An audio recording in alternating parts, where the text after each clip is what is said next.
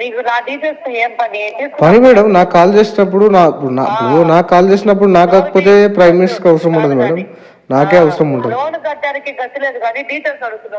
నీకు బేసిక్ నీ డీటెయిల్స్ చెప్పుకోలేని చోట వర్క్ చేస్తున్నావు అంటే అర్థం చేసుకోవచ్చు వాట్ ఈస్ యువర్ కెపాసిటీ అని చెప్పేసి. ఏం డీటెయిల్స్ రా? అట్లీస్ట్ నీకు డీటెయిల్స్ చెప్పుకోలేకపోతున్నావు, అంత షేమ్లెస్ వర్క్లు చేస్తున్నావు అక్కడ. లోన్ తీయకూడదు. అంత షేమ్ఫుల్ వర్క్లు చేస్తున్నావా లేకపోతే షేమ్లెస్ వర్క్లు చేస్తున్నావు అక్కడ? నువ్వేం చేస్తావు? అట్లీస్ట్ నీ పేరు కూడా చెప్పుకోలేని పొజిషన్ లో ఉన్నావు అంటే I'm feeling very sad about you, very bad about you. I'm feeling hi friends, welcome to your get Ravi ఛానల్కి. లోన్ రికవరీ అనేది ఆర్బీఐ గైడ్లైన్స్ని ఫాలో అయ్యి మాత్రమే చేయాలి. కస్టమర్ని అబ్యూజ్ చేయొద్దు, హరాస్మెంట్ చేయొద్దు, ఇంటిమిడేషన్ వేలో మాట్లాడొద్దు. బట్ కొంతమంది రికవరీ ఏజెంట్లు ఆర్బీఐని పక్కన పెట్టి కస్టమర్ని బెదిరించి రికవర్ చేయడానికి ట్రై చేస్తారు. వీడియో చివరి వరకు వినండి, చాలా ఇన్ఫర్మేటివ్ ఉంటుంది. వీడియో వస్తే డెఫినెట్గా లైక్ చేయడం మర్చిపోకండి. కొత్త వాళ్ళు వీడియో చూస్తుంటే ఛానల్ సబ్స్క్రైబ్ చేసుకోండి. ఓకే ఇది లోన్ అమౌంట్ ఏమైంది సార్? కేసు చెప్పండి. ఇంకా హోల్డ్ చేసి పెట్టారు ఎందువల్ల అర్థం కాలే. హెచ్డిబి ఫైనాన్స్ 55,000 లోన్ తీశారు కదా, ఓకే అది పైసలు కట్టట్లేదు ఎందువల్ల? పైసలు కట్టట్లేదు ఎందువల్ల అంటే ఫండ్ ఇష్యూ ఉంది. సరే, అమౌంట్ ప్రాబ్లం ఉంది మేడం. అమౌంట్ ప్రాబ్లం ఉంది మేడం. ఎప్పటి నుంచి మరి తీసుకున్న కంటే మీరు అసలు అమౌంట్ సరిగా పే చేసేది కదా? అదే మేడం, అప్పుడే ప్రాబ్లమ్ స్టార్ట్ అయినాయి అప్పట్లో. మన డబ్బులు లోన్ తీసుకోకూడదు కదా సార్? అయితే నెక్స్ట్ టైం తీసుకోండి మేడం, నెక్స్ట్ టైం తీసుకోని. నెక్స్ట్ ఎవరు ఇవ్వలే సరేనా? మీరు ఇచ్చినా తీసుకోని. నేను అదే మీరు ఎవరు ఇవ్వరు. ఫ్రీగా ఏదైనా ఫినాయిల్ ఏదైనా మీరు తాగేసేయండి, పర్లేదు ఫ్రీగా వస్తే మీరు తాగేసేయండి, ఏం పర్లేదు. తీసుకుంటే గురించి పైసలు కట్టట్లే. వాళ్ళు ఇప్పుడు నాకు వస్తూ అంటే నీకు ఇవ్వలేదు కదా పైసలు. అదే మేడం. కట్టాలని ఏంటండి ఈ అమౌంట్ ఎప్పుడు కట్టాలని? ఎప్పుడు కట్టాలంటే అప్పుడే కడదాం అనుకున్నా మేడం, కానీ ప్రాబ్లం వచ్చిండే కట్టలేను. అదే ఎప్పుడు కడతారు? అయితే నెక్స్ట్ మంత్ చేద్దాం. ఇది సరే, నెక్స్ట్ మంత్ చేద్దాం. సెటిల్మెంట్ చేస్తే అప్పుడు కట్టుకోగలరా 25,000 కి? ఒక సెటిల్మెంట్ అంటే ఒక 10,000 కట్టగలుగుతాం మేడం. ఎంత ఉంది అవుట్ స్టాండింగ్? 10,000 కడితే మీరు ఉంది అసలు మాత్రమే 50,190 రూపాయలు ఉంది. ఒక 12,000 కడతాం మేడం. కడితే సారీ ఒక 12,000 వరకు అంటే అడ్జస్ట్మెంట్ చేయగలుగుతాం. 25,000 కట్టింది సెటిల్మెంట్ ఇస్తాను నేను. మీరు ఒకేసారి కట్టకపోయినా పర్లేదు, చూసి అటు కూడా అట్లా అంత లేదు మేడం. ప్రజెంట్ అంత కట్టే పొజిషన్ లేదు ప్రజెంట్. అట్లా అర్థం కాలేదు. అంత కట్టే పొజిషన్ ప్రజెంట్ లేదు మేడం. అదే సార్, ఇప్పుడు ఆ అమౌంట్ కట్టండి, బ్యాలెన్స్ అమౌంట్ టైం ఇస్తాను నేను. అదే మేడం, అంత అమౌంట్ లేదు అంటున్నావా ఇప్పుడు ప్రజెంట్? ఇంకెంత ఉంది? ఉన్నది. సరే, ఒక ఈఎంఐ కట్టండి, కాబట్టి టైం ఇస్తాను. అలాంటి కాండి చేయండి. ఈఎంఐలు ఏం కట్టా మేడం, నేను డైరెక్ట్ సెటిల్మెంట్ వేసుకుంటా. సెటిల్మెంట్ 25,000 మీరు కట్టినట్టున్నారు కదా? అయితే మరి అదే మేడం, డబ్బులు లేవు కదా, వచ్చాక కట్టేస్తా. వచ్చినాకంటే ఇంకెప్పుడు నువ్వు చెప్పే పద్ధతి కరెక్టే అసలుకి. పద్ధతి అంటే ఇప్పుడు మీరు మీకు నచ్చినట్టు మాట్లాడితే పద్ధతిగా మాట్లాడినట్టు మేడం. మీకు నచ్చినట్టు మాట్లాడితే పద్ధతిగా మాట్లాడినట్ట? అర్థం కదా? మీకు నచ్చినట్టు మాట్లాడితే పద్ధతిగా మాట్లాడినట్టు అంతేనా? ఏది నచ్చినట్టుగా అంటే మీకు అనుకూలంగా మాట్లాడితే కస్టమర్ మంచిగా. ఫైనాన్స్ వాళ్ళు నీకు అప్పున్నాడు, నువ్వు అప్పున్నావు ఫైనాన్స్ వాళ్ళకి. లేదు నా డౌట్, నువ్వు పెట్టే నువ్వు ఇంటిగా మాట్లాడుతున్నావు కదా, అప్పు వచ్చి నువ్వు లేవు, ఫైనాన్స్ వాళ్ళు నీకున్నాడు అప్పు, అంతేనా? నాకు అప్పు ఎవరు లేరు మేడం, నేనే అప్పు ఉన్నా. మరి నువ్వే అప్పున్నావు కదా, నీకు ఇంటిగా దిగజారి కూడా నీకు 5,000 లక్షిస్తావు బాబు కట్టుకో అంటే ఏదో ఒకటి నువ్వు చెప్తున్నావు. ఏంటి నాకు అర్థం కాలే. నేను ఉన్నప్పుడు కడతా అంటే ఏమని చెప్పి లోన్ తీసుకున్నావు ఫైనాన్స్ వాళ్ళ దగ్గర? ఎవరి మీరెవరు మేడం? మీరు అసలు మీరెవరు? నేను హెచ్డిఎఫ్సి ఫైనాన్స్ తరఫు నుంచి మాట్లాడతాను, లీగల్ టీమ్ నుంచి. లీగల్ టీమా? ఏం చేశారు మేడం? లీగల్ ఏం చదువుకోరు మీరు? లీగల్ ఏం చదువుకోరు అంటారు? నీకు నా డీటెయిల్స్ ఏం పని మేడం, నాకు కాల్ చేసినప్పుడు నాకు కాల్ చేసినప్పుడు నాకు కాకపోతే ప్రైమ్ మినిస్టర్కి అవసరం ఉండదు మేడం, నాకే అవసరం ఉంటుంది. లోన్ కట్టడానికి గతి లేదు కానీ డీటెయిల్స్ అడుగుతున్నా. నీకు బేసిక్ నీ డీటెయిల్స్ చెప్పుకోలేని చోట వర్క్ చేస్తున్నావు అంటే అర్థం చేసుకోవచ్చు వాట్ ఈస్ యువర్ కెపాసిటీ అని చెప్పేసి. అట్లీస్ట్ నీకు డీటెయిల్స్ చెప్పుకోలేకపోతున్నావు, అంత షేమ్లెస్ వర్క్లు చేస్తున్నావు అక్కడ. అంత షేమ్ఫుల్ వర్క్లు చేస్తున్నావా లేకపోతే షేమ్లెస్ వర్క్లు చేస్తున్నావు అక్కడ? అట్లీస్ట్ నీ పేరు కూడా చెప్పుకోలేని పొజిషన్ లో ఉన్నావు అంటే I'm feeling very sad about you, very bad about you. I'm feeling చెవుడు కాదే తల్లి.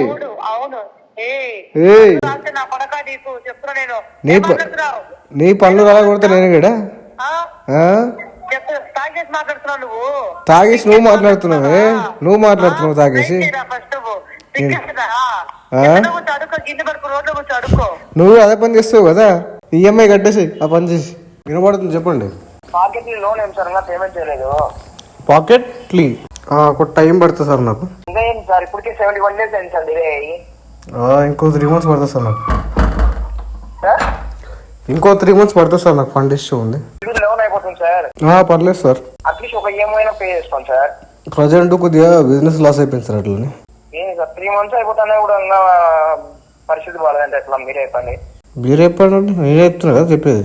చిన్న అమౌంటే కదా సార్, 5,040 rupees అంతే. ఇప్పుడు అమౌంట్ లేదు సార్.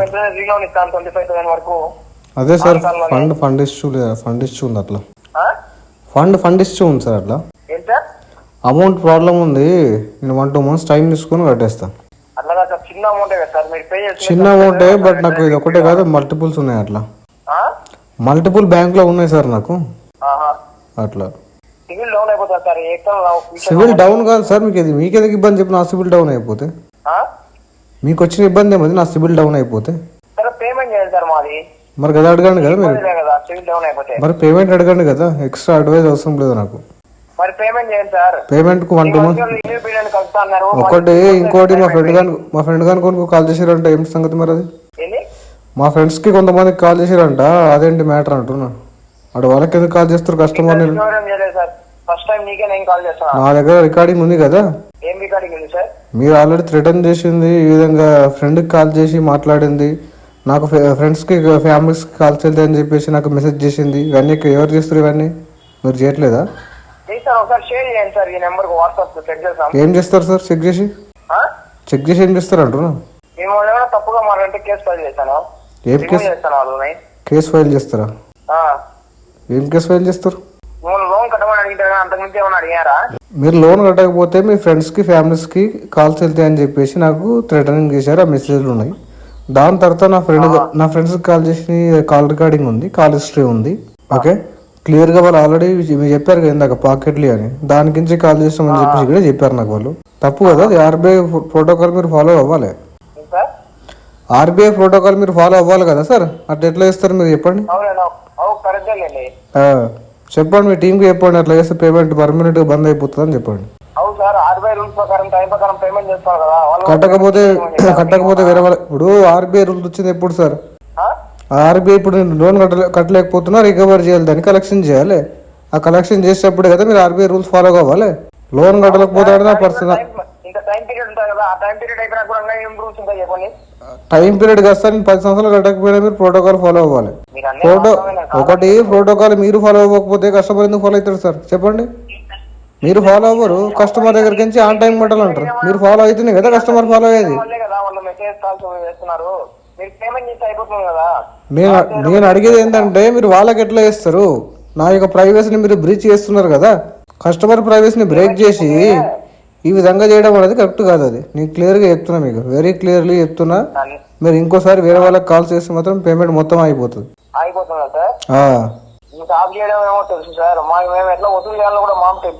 అచ్చా,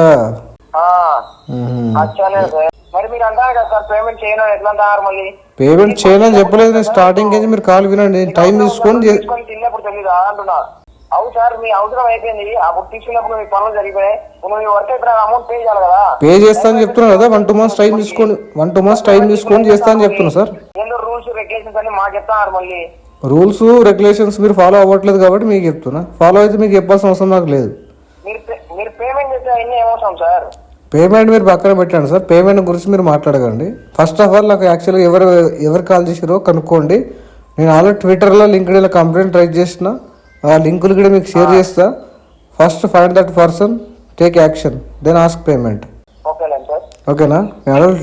నంబర్లో కాల్ రికార్డింగ్ అన్నీ పెట్టినాయి. అలా మీకు రికవర్ చేయడానికి కలెక్షన్ చేయడానికి వస్తుంది. నాకు ఎస్కలేషన్ ఎక్కడ చేయాలని కూడా నాకు తెలుస్తుంది.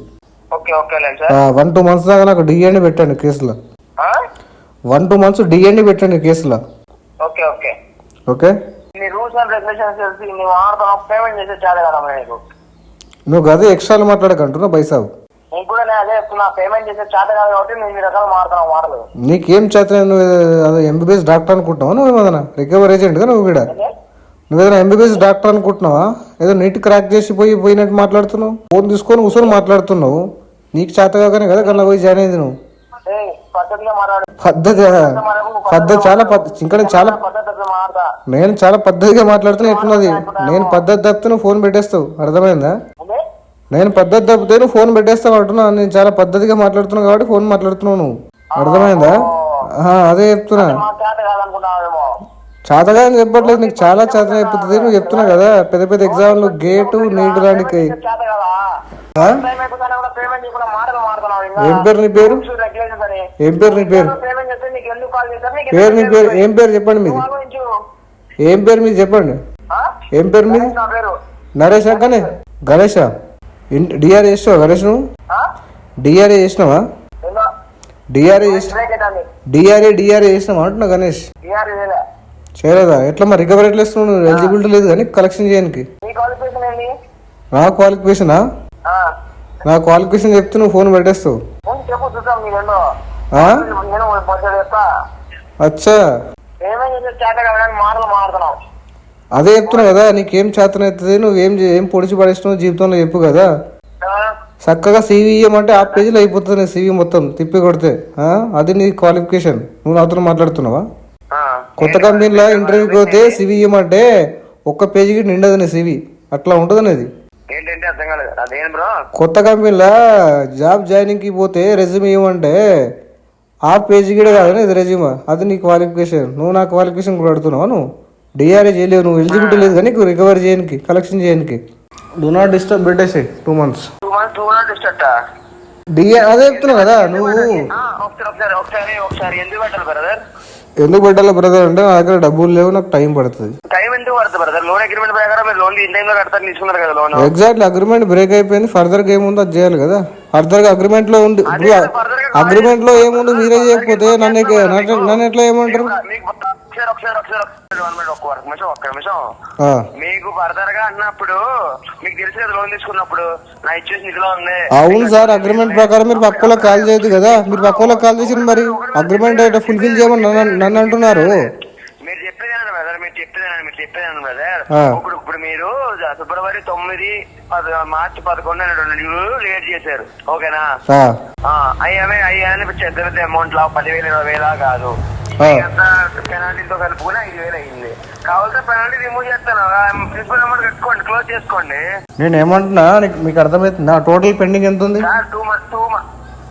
లోన్ అమౌంట్ మొత్తం పెండింగ్ మొత్తం 5,000 ఉంది సార్. మొత్తం అన్ని కలిపి అన్ని మొత్తం లోన్ ఎంత ఉంది? లోన్ సార్ మీకు యాప్ ఓపెన్ చేస్తే మీకు తెలుస్తుందండి.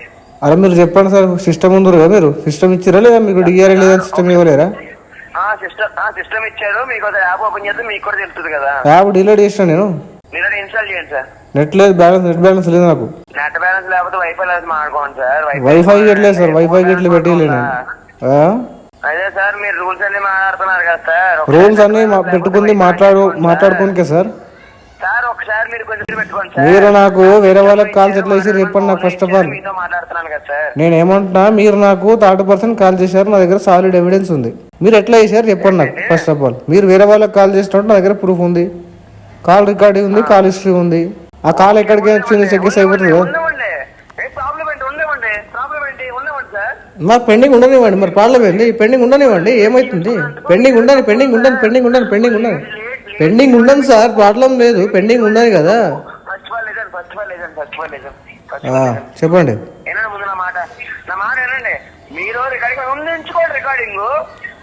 పెండింగ్ ఉండదు కదా మరి. పెండింగ్ ఉండని ఏమైతుంది? పెండింగ్ ఉండను సార్. పెండింగ్ ఉండని ఏమైతుంది? రాసుకోండి. 3 నెలలు ఏమో, ఇంకో 3 నెలలు ఉంటుంది. ఇంకేముండదు. ఉండని పెండింగ్ ఉండను సార్. పెండింగ్ ఉండను కదా మరి. పెండింగ్ ఉండను సార్. అరే దగ్గర పెట్టుకో. ఎక్కడ పెట్టినా పెడుతున్నా కానీ రికార్డింగ్ దగ్గర ఎక్కడ పెట్టుకుంటా. ఎక్కడ పెట్టినా అక్కడ పెడతా.